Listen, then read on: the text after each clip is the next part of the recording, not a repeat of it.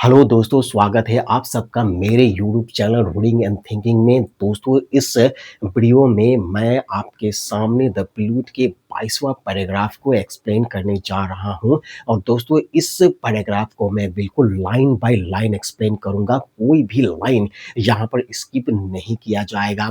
लेकिन दोस्तों, वीडियो शुरू करने से पहले अगर आपने इस चैनल को सब्सक्राइब नहीं किया है तो प्लीज़ इस चैनल को सब्सक्राइब कर लीजिए। और अगर आपको अच्छा लगता है तो इस वीडियो को लाइक और शेयर भी ज़रूर कर दीजिएगा। तो चलिए दोस्तों, वीडियो को शुरू करते हैं और देखते हैं कि line by line William Wordsworth यहाँ पर क्या कहना चाहते हैं। दोस्तों, शुरू होते ही विलियम वर्ड्सवर्थ कहते हैं कि one end at least hath been attained, यानी कि एक छोर कम से कम हासिल कर लिया गया है। दोस्तों, विलियम वर्ड्सवर्थ कहते हैं कि एक हिस्सा उन्होंने हासिल कर लिया है। दरअसल दोस्तों, विलियम वर्ड्सवर्थ अपने जीवन में बहुत बड़ी उपलब्धि चाहते हैं और उस उपलब्धि का एक हिस्सा, एक छोर उन्होंने हासिल कर लिया है।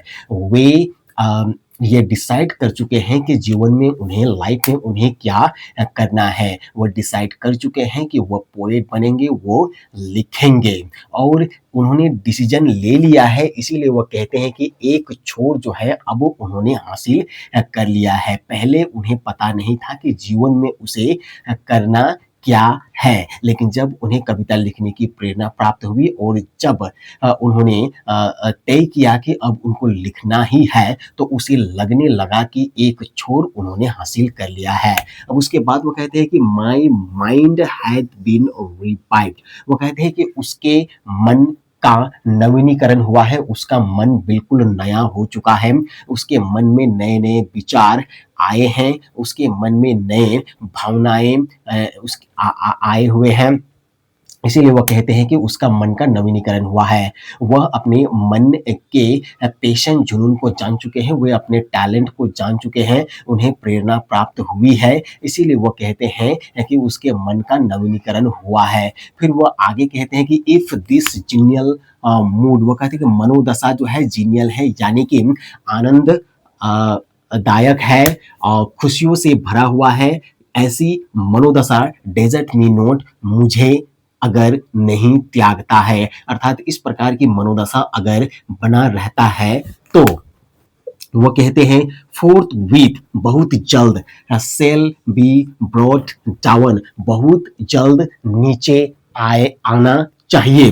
थ्रू लेटर ईयर्स, आने वाले कुछ वर्षों में, the story of my life, मेरे जीवन के कहानी को नीचे आना चाहिए। अर्थात वो कहते हैं कि अगर इस तरह की मनोदशा अगर बनी रहती है तो मेरे जीवन की कहानी बाहर आएगा।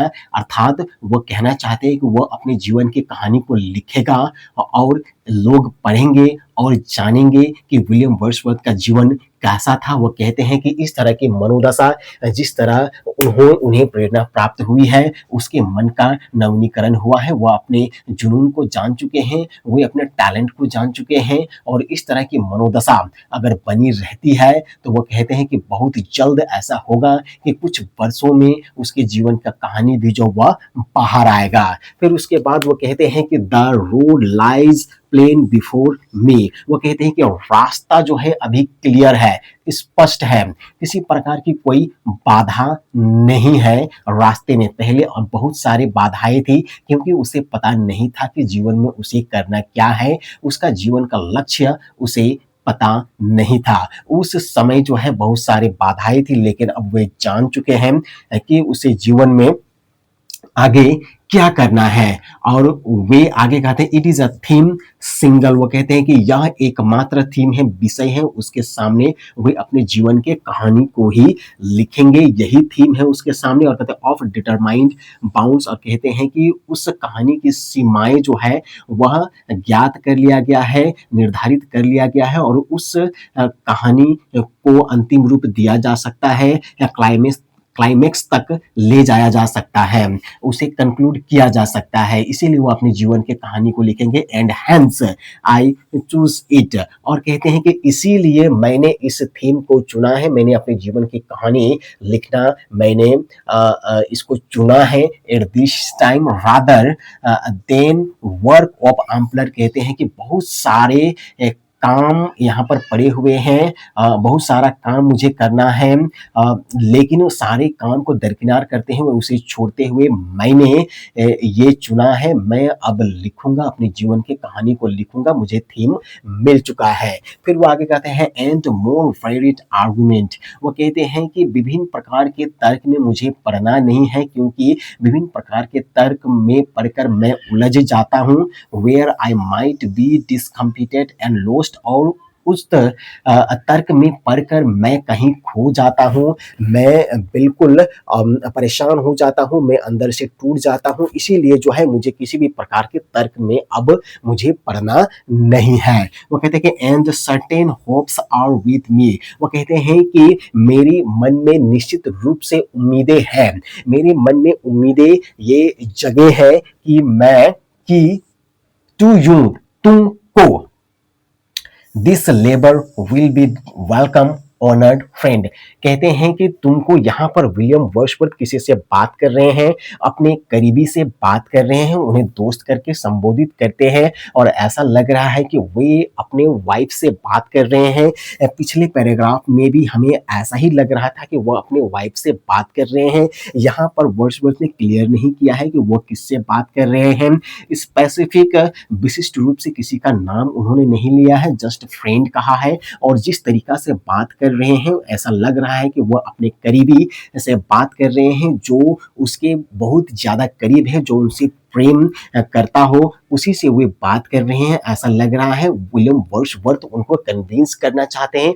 विलियम वर्ड्सवर्थ कहते हैं कि उनके मन का नवीनीकरण हुआ है, उन्होंने अपने जुनून को जान लिया है, उन्होंने अपने टैलेंट को जान लिया, उन्हें प्रेरणा प्राप्त हुई है, उन्होंने लाइफ में सबसे बड़ा डिसीजन उन्होंने लिया है और अब वे लिखना चाहते हैं। और वे इस तरह से वह कन्विंस कर रहे हैं अपने सामने, जो उसके सामने जो भी है, तो ऐसा लग रहा है कि उसका कोई अपना होगा, करीबी होगा, उसी को वह कन्विंस कर रहे हैं। और वो कहते हैं कि देखना, तुम निश्चित रूप से देखना है कि इस परिश्रम को ढेर सारा सम्मान मिलेगा और एक दिन तुम्हें भी मानना पड़ेगा कि मैंने जो निर्णय लिया है, जो फैसला किया है, जो डिसीजन लिया है, वो बिल्कुल सही डिसीजन लिया है और जो मैं कर रहा हूं वो मैं बिल्कुल सही कर रहा हूं। ऐसा विलियम वर्ड्सवर्थ जो है कन्विंस यहाँ पर कर रहे हैं। तो दोस्तों यहीं पर विलियम वर्ड्सवर्थ अपना 22वां पैराग्राफ को कंक्लूड करते हैं और 22वां पैराग्राफ के कंक्लूड होते हैं यहाँ पर द प्रिलूड जो है पूरी तरह से कंक्लूड हो जाता है। उम्मीद है दोस्तों आपको